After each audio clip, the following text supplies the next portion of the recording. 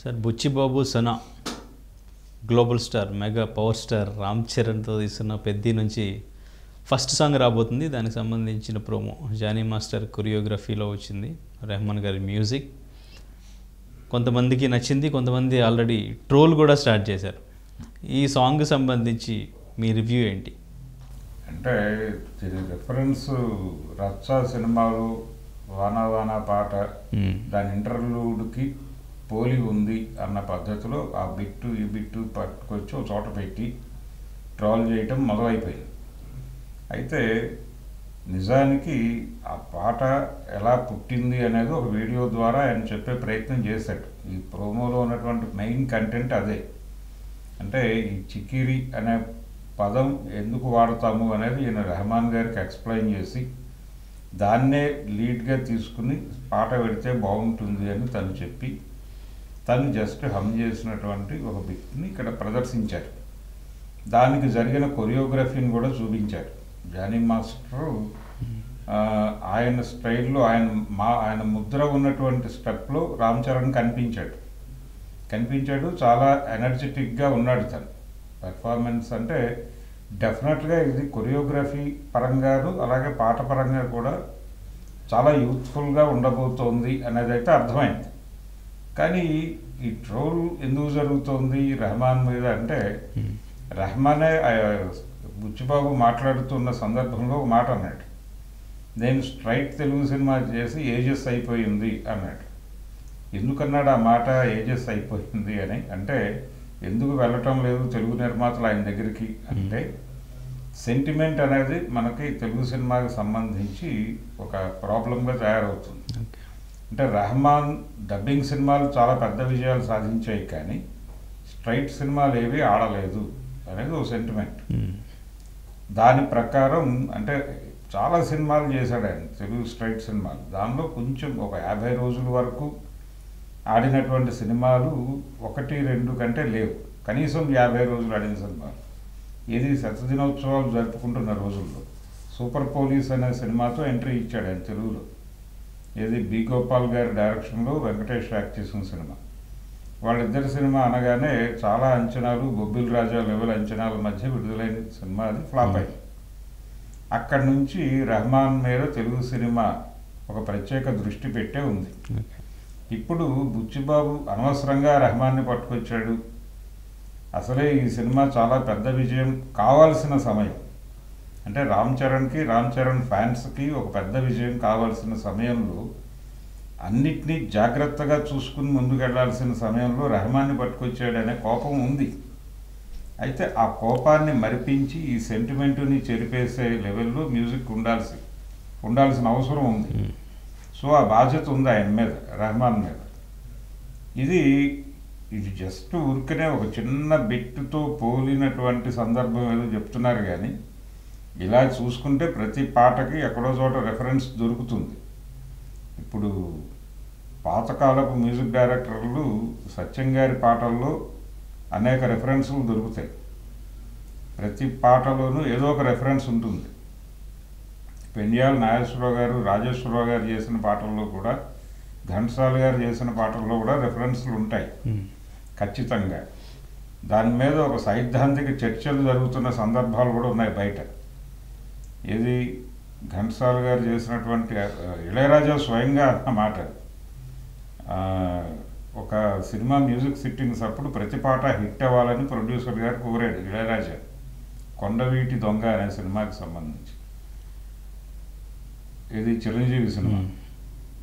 అడిగినప్పుడు ఆయన చెప్పాడు, నా పేరు ఇళయరాజా అండి, ఘంటసాల కాదు అని. అదేమిటి అన్నట్టు ఆయన త్రివిక్రమరావు గారు ప్రొడ్యూసర్ ఆ సినిమాకి. అంటే ఆయన ఒకే రాగంలో అన్ని పాటలు చేసి హిట్ కొట్టిన సందర్భాలు ఉన్నాయి. పాతాళ భైరవి, వీటిలో చంద్రహారం, ఆ పాటలు చాలా పోలికలు ఉంటాయి. ఆ పాటల్లోనే పోలికలు ఉంటాయి. ఒక పాటలోంచి ఒక పాటలోకి వెళ్ళిపోతాడు పాడేవాడు తెలియక. అంత కన్ఫ్యూజన్గా పాటలు చేసినప్పటికీ అవన్నీ హిట్ అయినాయి. అయితే జనం పాడుకోవటం అనే మీటర్ ఒకటి సెట్ చేసి కొట్టేస్తాడు ఆయన. అది అందరికీ అబ్బే విద్య కాదు, నేను నా పద్ధతిలో ఏదో చేస్తాను, అవి హిట్ అవుతాయా ఏమవుతాయి అనేది నేను ఇప్పుడు చెప్పలేనని చెప్పాడు ఆయన. అలాగే ఇళయరాజా చిరంజీవి కాంబోలో కూడా జగదేక వీరుడు అతిలోక సుందరికి ముందు చేసిన సినిమాలన్నీ హిట్లు ఉన్నాయి. వాటిలో రాక్షసుడు లాంటి హిట్లు ఉన్నాయి, ఛాలెంజ్ కూడా హిట్టే, అభిలాష్ కూడా హిట్టే. అయినప్పటికీ వాళ్ళు సూపర్ హిట్లు కొట్టలేదు. 175 రోజులు జూబ్లీలు జరుపుకున్న సినిమాలు లేవు, 100 రోజుల సినిమాలే ఉన్నాయి. అయితే చిరంజీవి గారి 175 రోజుల సినిమాలన్నిటికీ చక్రవర్తి గారు మ్యూజిక్ చేశాడు. ఏది ఖైదీ కావచ్చు, లేకపోతే అత్తవేముడు, అమ్మాయికి మొగుడు కావచ్చు, పసివాడి ప్రాణం కావచ్చు, దొంగ మొగుడు కావచ్చు, ఇవన్నీ వారి చక్రవర్తి గారి కాంపౌండ్ నుంచి వచ్చిన సినిమాలు. కాబట్టి చక్రవర్తిని తప్ప ఇంకెవరిని పెట్టినా మేము ఒప్పుకోమన్నట్టుగా ఫ్యాన్స్ ఆ రోజుల్లో మాట్లాడేవాళ్ళు, చిరంజీవి అభిమానులు. ఎందుకు ప్రయోగం, ఇళయరాజా ఎందుకు హాయిగా చక్రవర్తితో కొట్టించేసుకోక అని మాట్లాడేవాళ్ళు ఓపెన్గా. ఇప్పుడు రామ్ చరణ్ ఫ్యాన్స్ కూడా అదే మాట్లాడుతున్నారు, రెహమాన్ ఎందుకు అని. అయితే ఈ పరిస్థితిని జగదేక వీరుడు అతిలోక సుందరి అనే సినిమా మార్చింది. ఆ సినిమా అప్పుడు కూడా రాఘవేంద్రరావు గారిలో ఒక బెరుకు ఉంది. ఏది, ఇళయరాజా బదులు చక్రవర్తిని పట్టుకొచ్చేస్తే ఆయనేమో చక్రవర్తితో అయితే బాగుంటుంది అని ప్రొడ్యూసర్ గారు అనుకుంటున్నాడు. చక్రవర్తితో కాదు, ఇళయరాజాతో, దత్తు గారు. ఎందుకంటే వాళ్ళకు ఒక రెఫరెన్స్ ఉంది, ఏది ఆఖరి పోరాటం.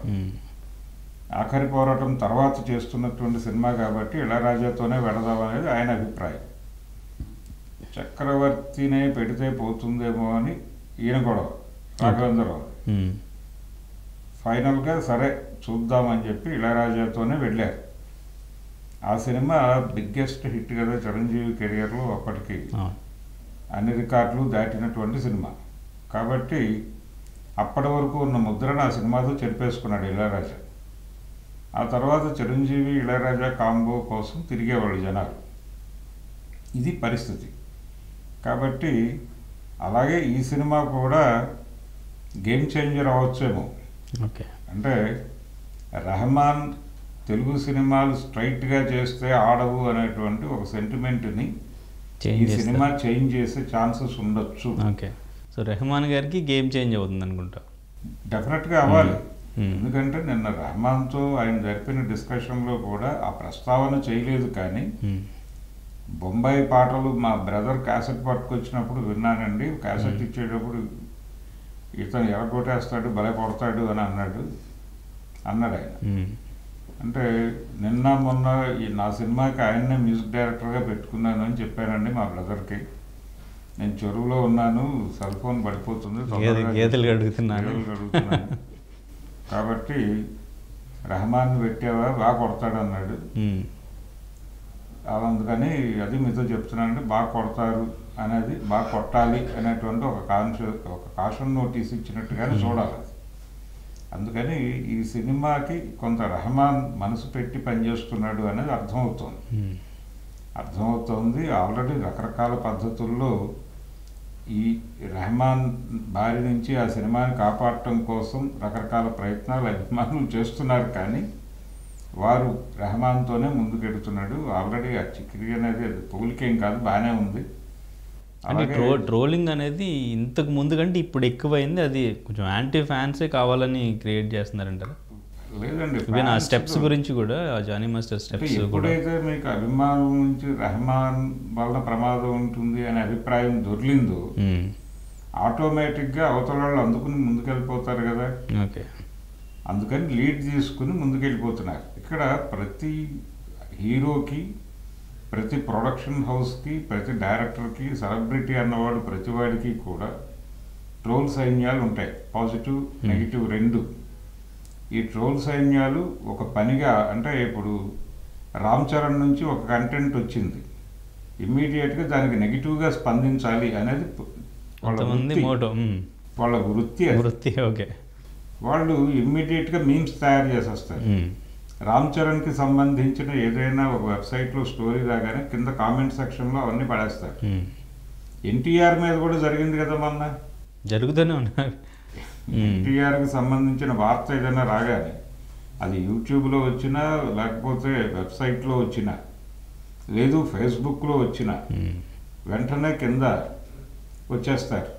వచ్చేసి ఇది ఎంత సాలిడ్గా ఉన్నారంటే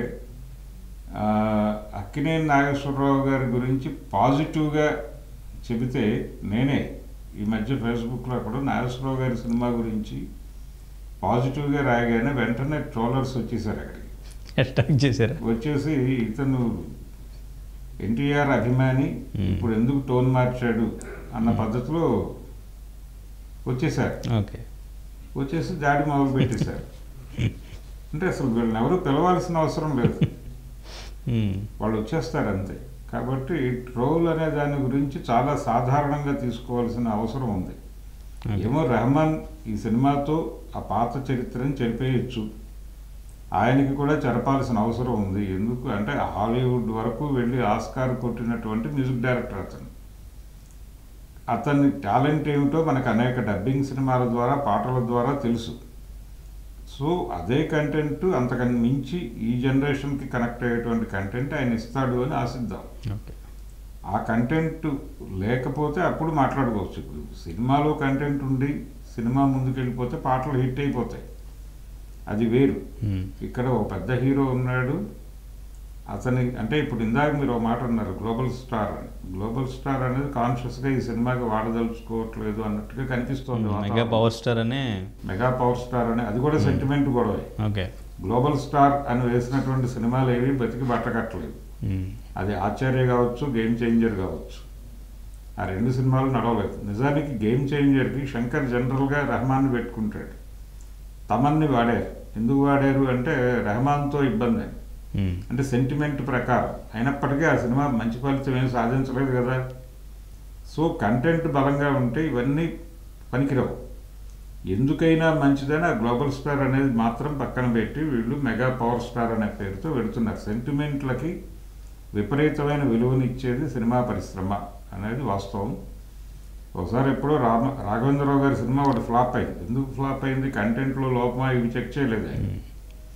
టైటిల్స్లో రాఘవేంద్రరావు అని పడింది అంతే, కే రాఘవేంద్రరావు అని పడింది. ఆ పేరు వెనకాల బిఏ అనేది లేదు. ఆయన హిట్ సినిమాలన్నిటికీ కె రాఘవేంద్రరావు బిఏ అని ఉండేదట.